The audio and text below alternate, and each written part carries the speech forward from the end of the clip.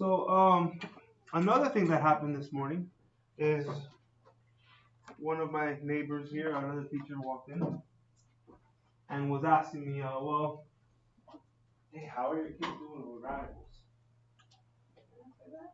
It seems okay, but you never know for sure. Like this back and forth, like the kids that want to try to remain discreet, they have their ways of blending in, and But like, yeah, I think it's gone pretty well overall. Normally, when I ask a question, I get somebody to answer, and it seems okay. And she's like, yeah, you know what? I thought the same thing. But then we put all the operations together, and it's like they've never seen it before. And I'm like, yeah, I agree. This is not the first time I teach this. I agree that happens almost every time. And why do you think that is? Meaning, like individually, when addition is taught, the kids understand it, and when subtraction is taught, the kids understand it, and when multiplication is just taught, the kids understand it, and when division is taught, the kids division is going to be a fun one, but it's not too bad. Let's put it that way. When it's taught individually, we put them all together. What happens, Jay? What do you think?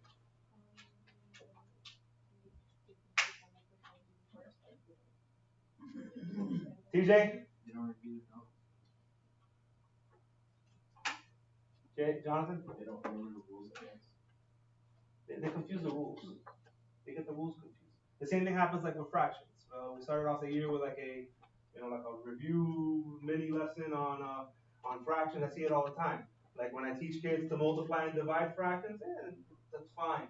Teach them to add and subtract fractions, fine. You put everything together. Mistakes are made because we forget the rules. Hey, when did I have to find a least common denominator? When do I have to reduce?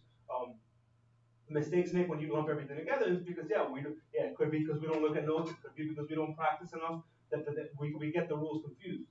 So I've tried to emphasize either by voice inflections or drawing a bunch of arrows on the board. I've tried to point out what are going to be some of the similarities and what are going to be some of the differences. Today, division, the last of the operations. What do you see again for the fourth time? In order to divide. I'm sorry, it's not your friend. This is an all-day thing. It's not the board, it's the software. I hate the software. USA. Mickey Mouse.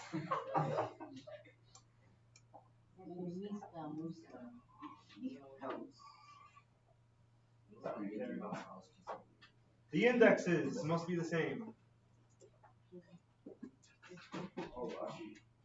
Yeah, I've been seeing that since Monday. The indexes always have to be the same. For Friday's quiz, you don't really have to worry about that because I even went ahead and told you what's the only index you're going to see on Friday. Addition. Index. Oh. Two. We're all dealing with square roots.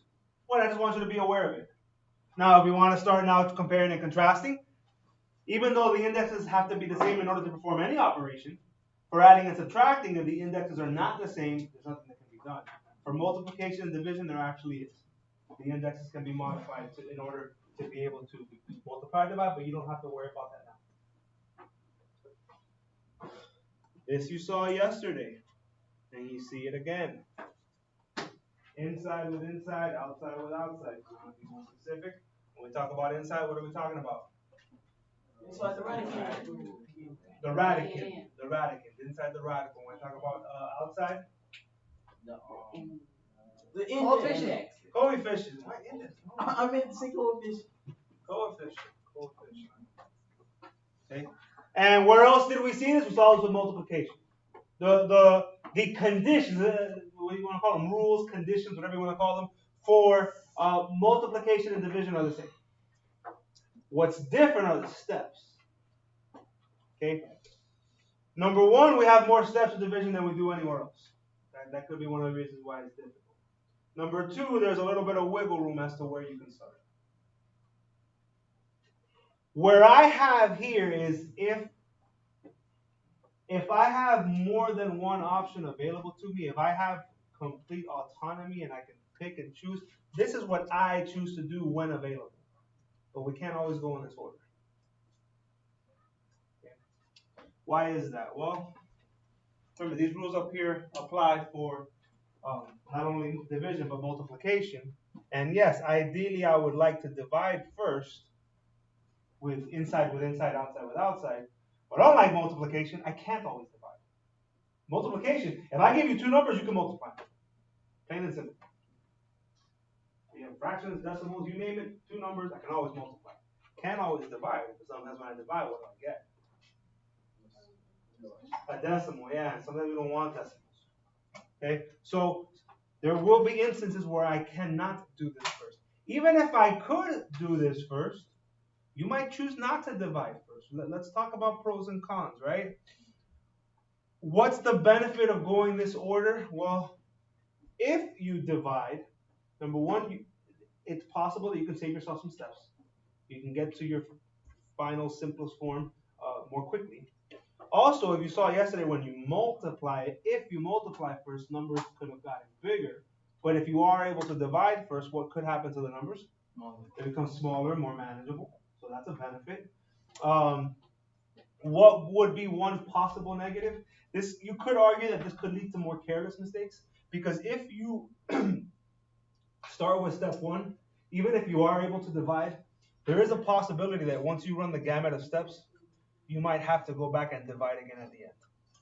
It's possible. You might have to divide more than once. Not always, but it's possible. And you could forget.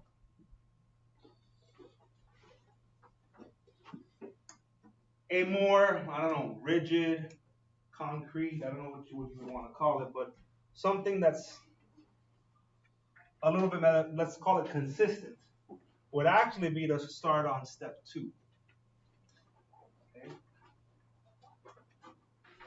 But the thing is, if you were to just blindly always start on step two, well, now if you have big numbers, they would stay big, so you might struggle with them, especially if you don't have a calculator. But you can always start on step two. And I see two words there. One of them I expect you to know. The other one I would hope you would know, because actually, believe it or not, we've discussed it. Maybe it wasn't a focus, but we've discussed it. Let's start off with the one you should know. What's this? Denominator. I know what it says. What is it? Oh, it's the bottom of the fraction. Yeah, it's the bottom number on a fraction, the denominator. Everybody should know that. Okay? In order for a radical expression to be in simplest radical form, the denominator has to end up rationalized. Okay, so that is the word rational, which is a noun that has been turned into a verb. In order to rationalize something, it is to make it rational. So, well, do we know what rational means? No. Yeah, you should. Well, maybe that's not you should, but I hope you would. We've discussed it in here, this year. Little Romero talked to you about a rational number compared to its enemy, the irrational number. Does anybody remember? What is a rational number? Yeah, what's a rational number? It's like a fraction or an even decimal. Well, let's do this. I actually like the word that you said first. The word you said first, a fraction, is actually 100% correct. And the root in the word rational is a ratio. A ratio is a fraction. The problem with just using a fraction, I don't think it's descriptive enough. I think using just fraction doesn't help people wrap their head around completely what a rational number is. Okay. Now the second part, I forgot what we said, but you might have kind of veered off a little bit. Okay. What are you gonna say, Jonathan? A decimal that doesn't repeat. That's fantastic. That to me, that's a little bit more easier to wrap your head around when you describe it, not as a fraction.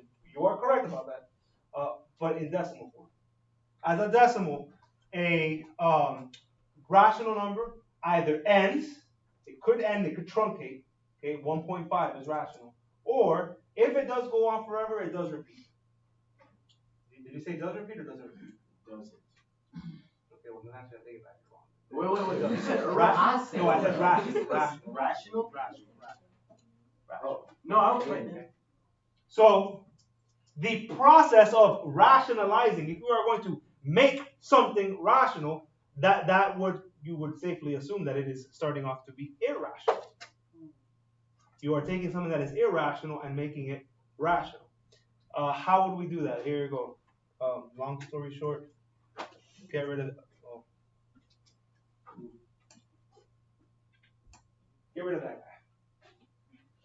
Bad. Bad square root. Bad radical. Get rid of it. But get rid of it where? Here's this is not math. This is paying attention. When we learn how to get rid of it, that's math. This is not math right here. This is just paying attention. Where can this not end up being? Donde? Give me a location. Where can it not end up being? Yeah, in the denominator. Radicals cause irrational numbers. If you put a number instead of a radical that's not perfect, it gives you an irrational number. So, the process of rationalizing is to remove any radicals. But remove them from where? Just the denominator. Radical on the top, that's fine. Radical on the bottom, not fine. So you could always start there. If not, that would come second. Regardless of where you start, the one consistent thing is you should be going in this direction. So if I were to start off rationalizing, what should I look to do next? Simplify. When we talk about simplifying, we're typically talking about the radical. But if there's any other operations that can be done, do them. Occasionally you might see some addition or subtraction, maybe that can be done. But typically when you say simplify, it's a radical. And if you started on rationalizing and then you simplified, well, doesn't mean that you just shouldn't divide. It just means that you're going to have to come back and do that again, or at least look to do that at the end. You might not be able to. There are some instances where you will never be able to divide. What was the bad about this step? Well, like I said, if you started rationalizing, you might be dealing with big numbers first. If you choose to rationalize first, the good news is you should never have to rationalize twice. Meaning, if you start off with step 2, the most you should have to do every step is just once. You should never have to go back to a step. I still prefer the order that you see it in, if possible. But there's going to be some times where you don't have a choice, where you have to start at step 2. Have I confused you enough yet? Yes. All right, cool. So let's do the examples then. Let's unconfuse you.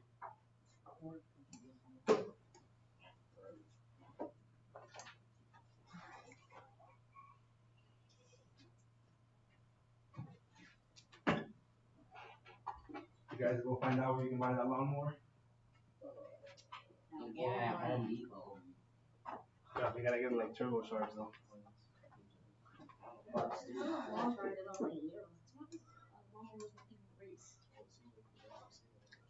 Yeah, I think they do have lawnmower races. Yeah, they do. They have super lawnmowers. It's ridiculous. Yeah, that guy would have won that race for sure. Oh, he got tired. He slowed down after a while. Did he? Because he knew we were watching. All right, I know it might be hard to see starting with the next unit. I plan to use a different software. Maybe it'll make it easier to see, but if you can see what's up there, it says square root of 12 divided by square root of 5. So will you agree that we are dividing radicals? Yes. Yes. What did I say to do first? Divide. No. Divide. Divide. Now, yes, there were some conditions. You have to have the same index, but we do. These are all square roots. But the first thing we try to do is divide. And when you divide outside with outside and inside with inside. What numbers are outside of the radicals? What's 1 divided by 1? 1. So it's not going to make a difference. We're still going to have 1 on the outside. On the inside, 12 and 5. Yeah, you can't divide them without getting a decimal. So guess what? Here the decision has been made for us. We're going to start on step 2. Okay. We cannot divide, so we're going to start off by rationalizing. It helps to not only understand how to do what you're doing, but also why. If you understand why you're doing it, there will be some instances where you will be able to accomplish what you want to accomplish in less steps than normal. You might be able to get to where you want to get to quicker, but if you understand why it is that you're doing it. So I want to rationalize. Why do I want to, what do I want to do when I rationalize? What is my goal? I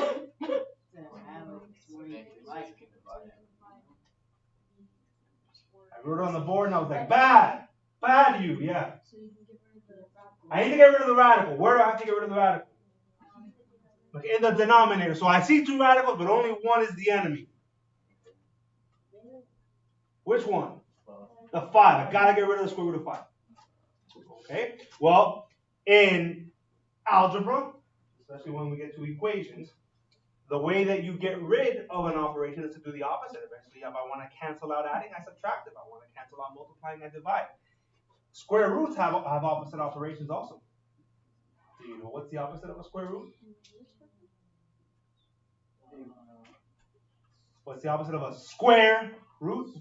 An exponent. Triangle. Well, you're close. A triangle. Ha, ha, ha, ha, ha. The power of A square. Yes. A square. A square. So, what I really want to do is I would love to square that square root of 5. Because it would cancel it out. But I can't. Because this is an expression, it's not an equation.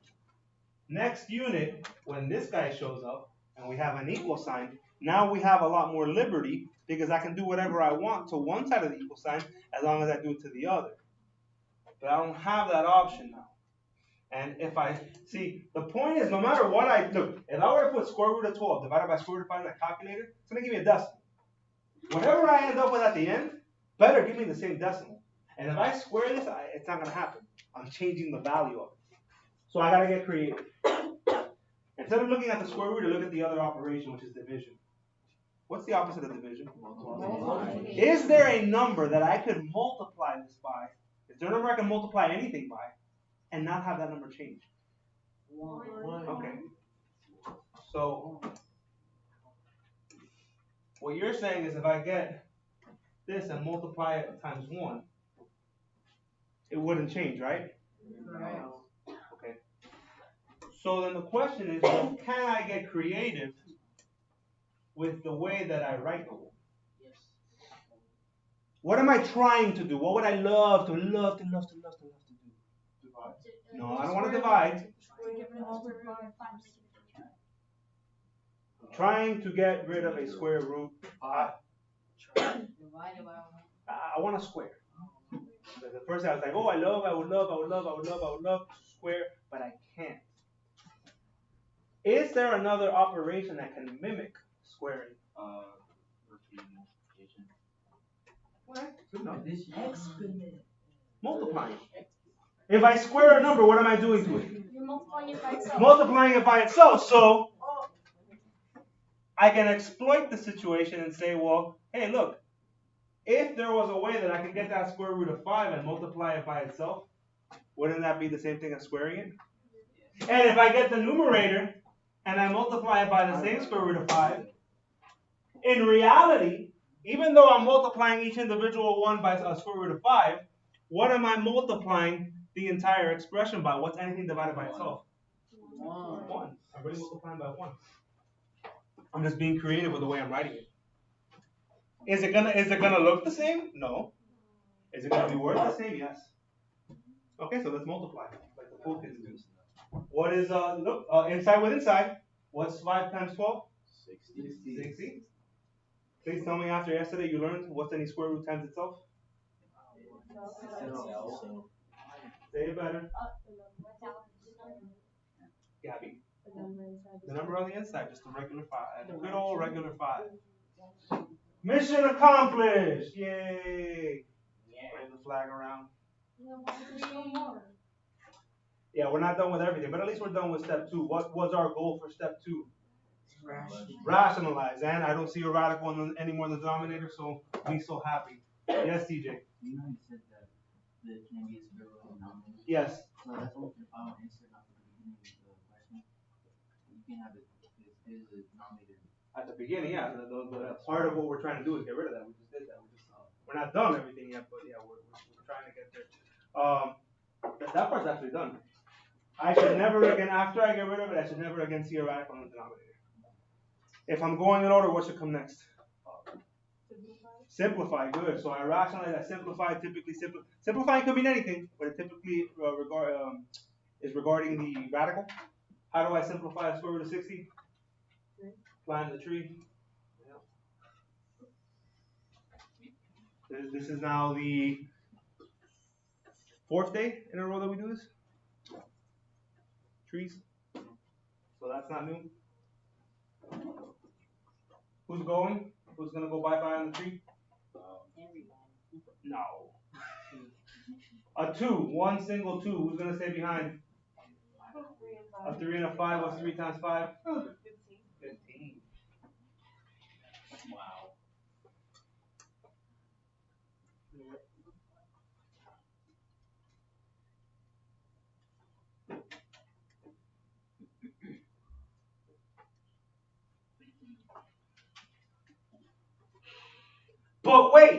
There's more.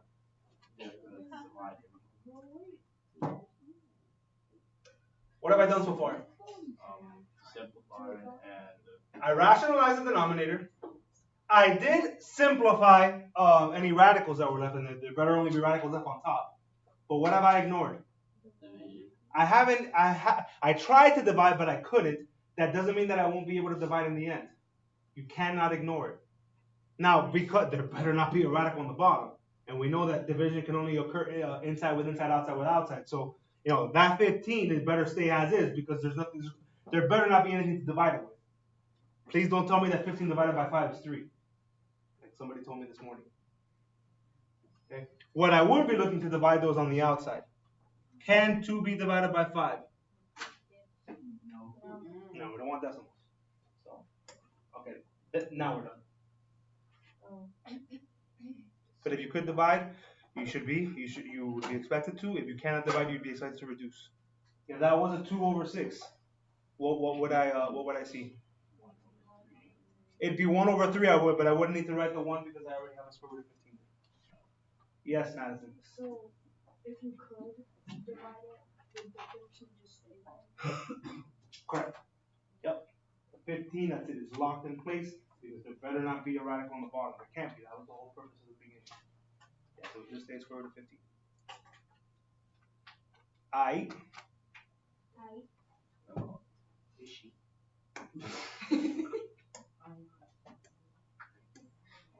Okay. No. Radicals were bad enough, and now you mix them with fractions. How dare you, sir? How dare you? What's a little bit different here? Yeah, instead of there being a fraction with a radical over a radical, now the entire fraction is underneath one radical. Okay, let's follow the same steps. What did we say we're going to try first? No, what we're going to try first? Divide. Now, yes, normally when something is written like this with the entire fraction is underneath a radical, you typically can't divide, but still be aware of it. We should be trying to do it first. It can't be done. Okay? So I want to look to rationalize, but I cannot rationalize until the denominator has its own radical. So there's good news here. Square roots are distributable over division. There's two numbers there, right? 3 and 8. Those two numbers are being divided. As long as it's division or even multiplication, I can give that square root to both numbers. Distribute. Give. So that is the same thing as saying square root of 3 over square root of 8. And now this just becomes exactly like the last one. So when that, so when I say that, it's basically the same thing. It's like 3 roots.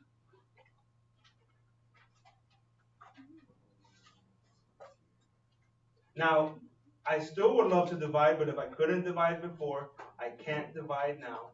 Some of you that love trees,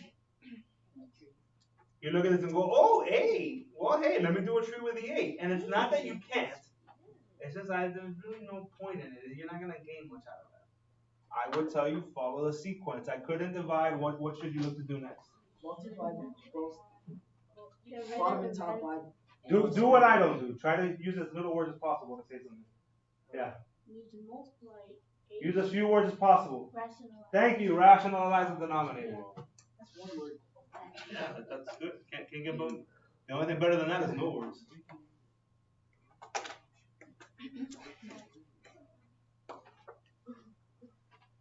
It looks like we're multiplying by square root of 8, but we're not multiplying by square root of 8. We're really multiplying by 1. I'm calling my shot. I'm Babe Ruth right now, calling my shot.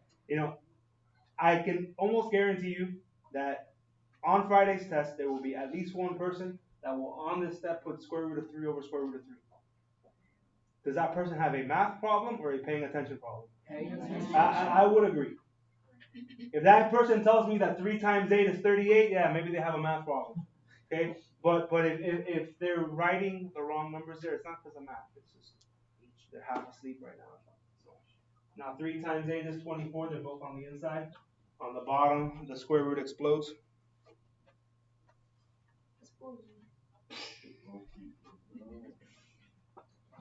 And we couldn't divide, but as Madison said, we rationalized. So that's done. If we're going in order, what should we look to do next? Simplify. What would I simplify? The radical that's there, 24. That 24 gives me 3 2s and a 3. I can't give like an extended amount of time to every single skill. So the skills that we've done already repeatedly, I'm kind of going quick through those. So is there anybody that I'm completely throwing off by just showing you the tree and not doing it branch by branch? No. I would hope we know how to do that by now. But if you don't, say something. So what can I pull out of the radical? 2. What's going to stay on the inside? 3. 2 and 3. So 6. Good. And just so that you know, like these are kind of extra steps. You saw me do it on a previous example. Those are a little bit extra. Like on a quiz, I would expect you to show me rationalization. You should show me distribution also. You would show me a tree, and then when you get to here, that's okay. But wait, there's more. Oh, I hate the software. I hate you. I hate you. I hate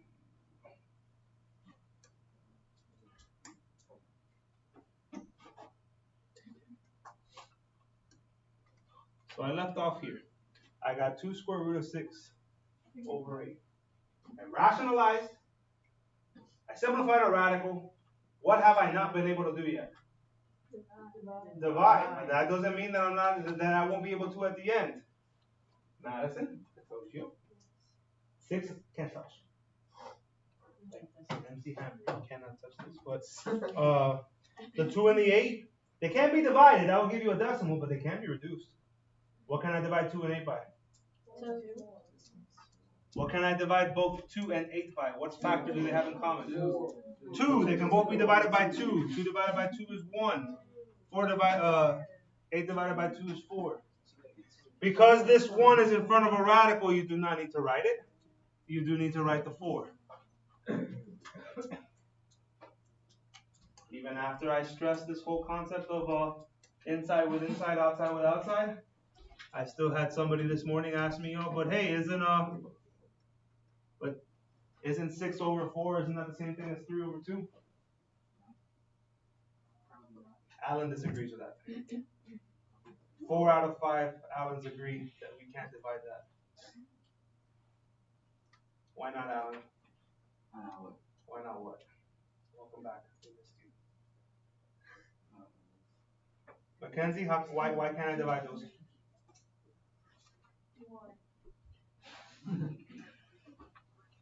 Because one of them is Yeah, 6 is underneath the radical, 4 is not. So not, there we go.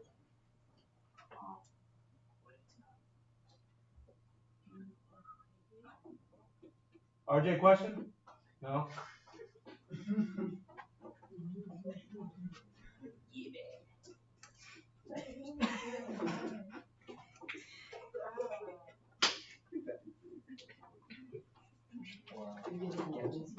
Now here's where the confusion starts. But it's not because of what you think. You think the confusion here is going to come from the variable. I'm telling you, man, variables and radicals, like, they don't, this doesn't do much of anything. It doesn't affect. There's really nothing, there's nothing to fear there because there's no math involved. It's just, you know the rules. Like, I'm not going to be able to multiply an x or add an x, it's just knowing the rules, you know. So the variable isn't the reason. Where the confusion is going to come here is if you have a really good understanding of what we're doing, you're going to save yourself a lot of time. Just like the last example, I have an entire fraction underneath a square root. Just like the last time, I cannot divide. I love to divide, I cannot divide. So, because those are not divisible. So I want to rationalize. But in order to rationalize, I need to first distribute the square root. Have I lost anybody yet? No. If all you can do is walk in a straight line and do the same thing all the time. Well, the good news is, if you do it right, you'll get the right answer. Bad news is you're going to take a lot longer. Do not write this. Do not write this. Do not write this. Do not write this. Do not write this. Do not write this. Do not write this. Do not write this. But if your instinct is to do this, the good news is if you do it right, you'll still get the same answer I'm going to get. So I don't want to. I want to establish that. Don't think you're going to get one answer one way, one answer the other one. But the bad news is going to take you longer. Did somebody say, why can't you do it? I never said you can't. I have not once said that I cannot. Said it's going to take you longer. Now, yes, if you understand the concept, not just how to do it, but why we're doing it, what we're trying to accomplish. TJ, what do I want to do? What does it mean to rationalize? What do I want to accomplish? Make it so you can divide. Mackenzie? Thank you. I want to get rid of the radical. Which one? Specifically the one on the bottom, the 9. The way I just showed you is one way to do that, but in this case, there's a better way. 9's a perfect square. What's the square root of 9? Bam, no more radical. Save myself a lot of time. No more radical.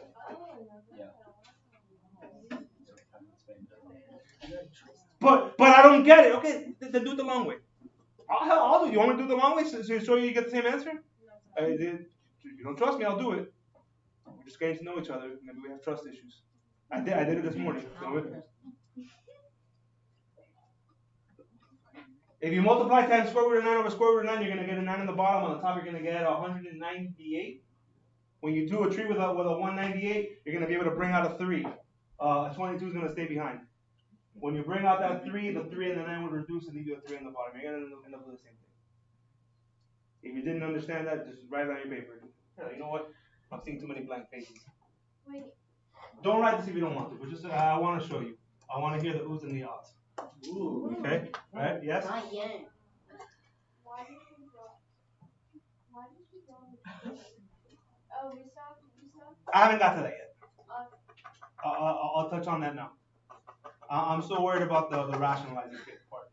Okay?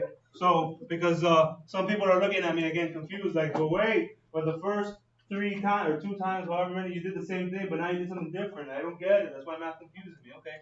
So here we get square root of 198x over 9. 198 in a tree is a 2, a 99, a 3, a 33, a 3, and an 11. So I can bring out a 3. What stays behind? 2. And what's 2 times 11? So we have 3 square root of 22x, but now it's over 9. What does 3 over 9 reduce to?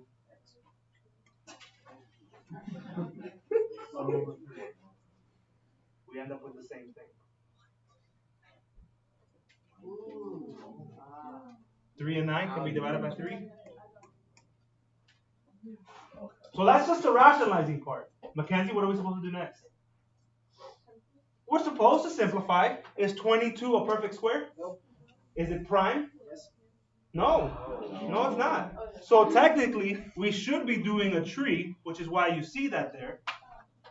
But I can't pull any pairs. Not pairs P-E-A-R-S, but pairs P-A-I-R-S. Oh, but you still have to do it to make sure. To make sure, yeah. Not only was I not able to find any pairs on the 22, I don't have enough pairs for x's, so all the children rejoice because they're done. It's just a matter. No!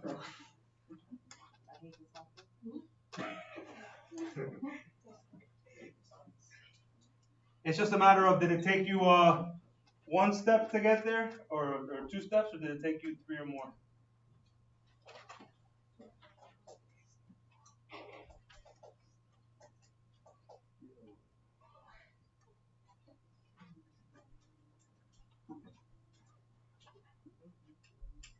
Any questions there? Remember that all this extra stuff here, all of this is not part of it. Shouldn't have to be part of it. You shouldn't have to do that. It's kind of messy, huh? You should see the papers when you turn them into me. Bad.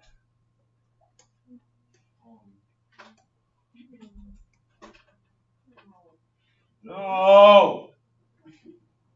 No. The reason why this example is here has nothing to do with the -5.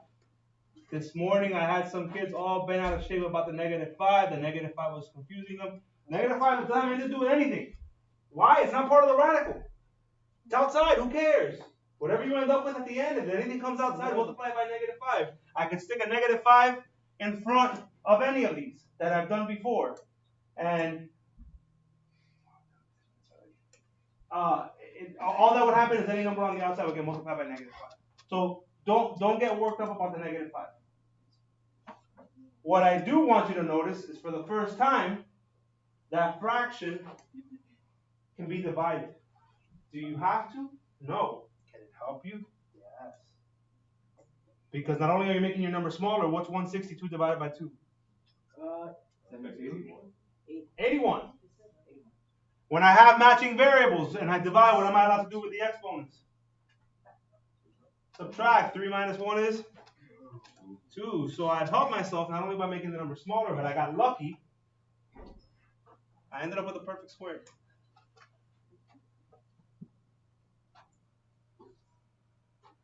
Not only did I end up with a perfect square, I no longer have a denominator, so there's no need to rationalize. So all I really got to do here is simplify. What's the square root of 81? Do I need a tree for that? No. What's the square root of x squared? If I have 2x's, how many can I pull out? 2x. 1x. I can pull out, yeah.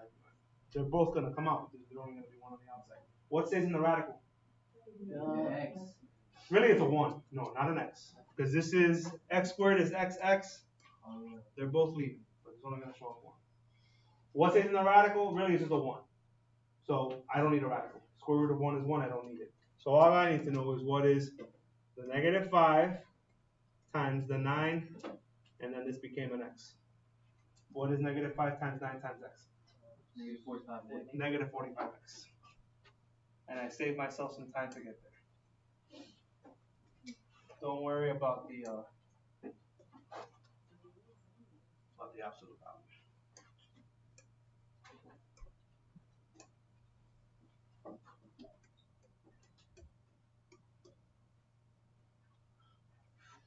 I told you that word face scared me. How did I get the 9? Square root of 81. Square root of 81. The only other way I can explain this is that this is -5 times square root of 81 times square root of x squared. The -5 just stays. What's the square root of 81? 9. And the square root of x squared is just x. Just multiply 1. Alright, I want to be able to get at least one of these done. If you find your attention waning because my school's almost over, I get to go home and eat cookies. Yeah. Love cookies. Try to focus on this one because it's going to be completely different. Won't be a ton of these, but you're going to see some. What's different about this? Yes. If there is 2 radicals, Yes and no. The more important part is that there's 2 terms in the denominator. The fact that there's 2 radicals is not that big of a deal because as long as there's 1, I have a problem. Just to, even if I can't get to it, just to show you the next problem that we were going to do, notice how there's also 2 terms in the denominator, but how many radicals do you see? And you treat it the same way. The steps are the same. Okay? So it's not the fact that there's 2 radicals, it's the fact that there's 2 terms. If you see 2 terms in the denominator, you have to rationalize first. You cannot divide first, you have to rationalize.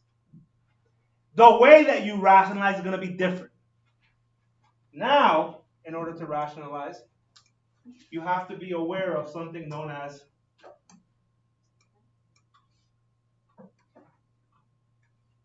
a conjugate. Conjugate. Conjugate.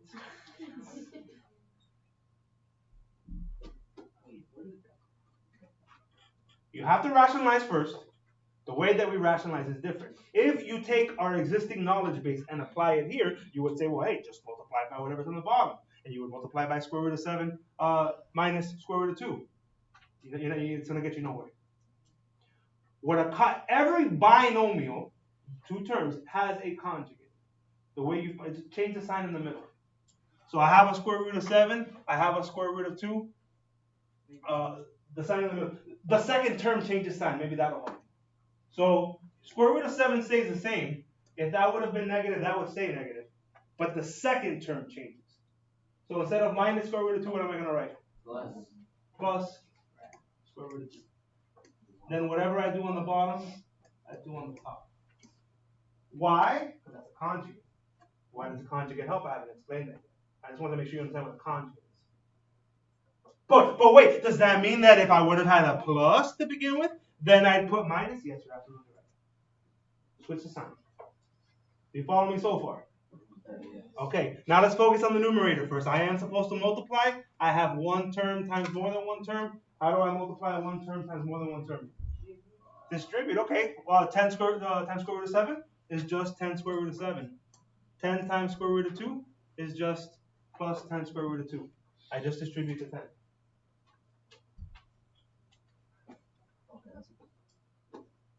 I lost you already? No, sure. Okay, not crooked. Here comes the reason for the conjugate. Here comes the reason. Because it gives us a shortcut.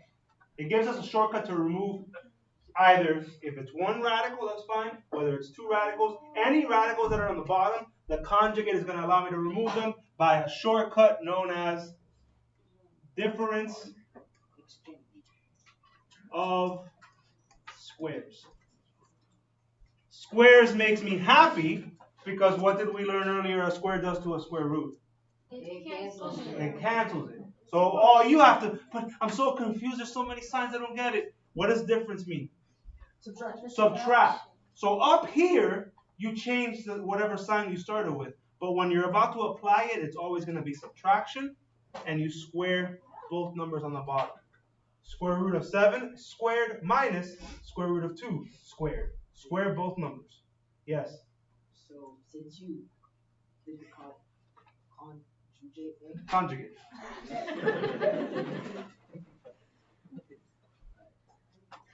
to the bottom, like, is that what made it get the exponent?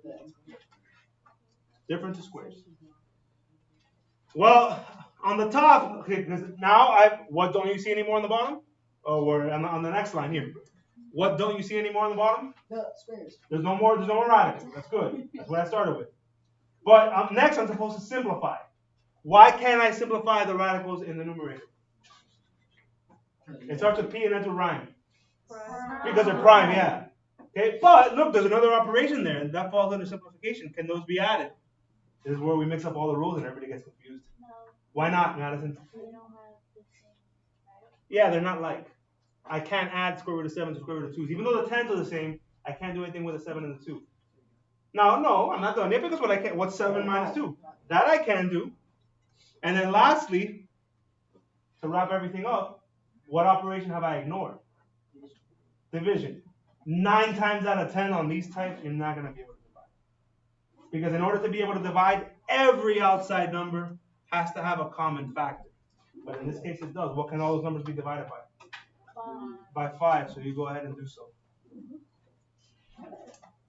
That leaves you 2 square root of 7 plus 2 square root of 2.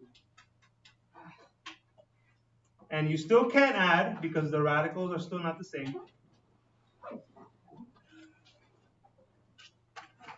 And that's simplest form.